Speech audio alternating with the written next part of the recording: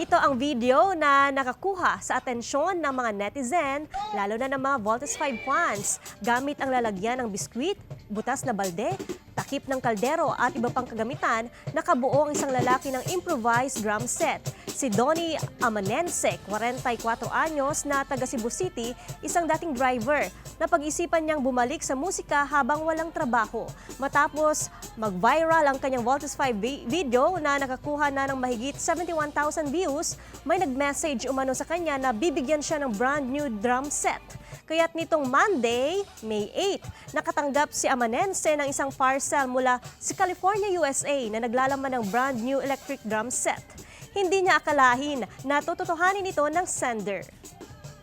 Aron mahibawan sa tanan nga bisag sa mga recycle lang, sa basura lang gikan, makapatingog yapon og maayong kalidad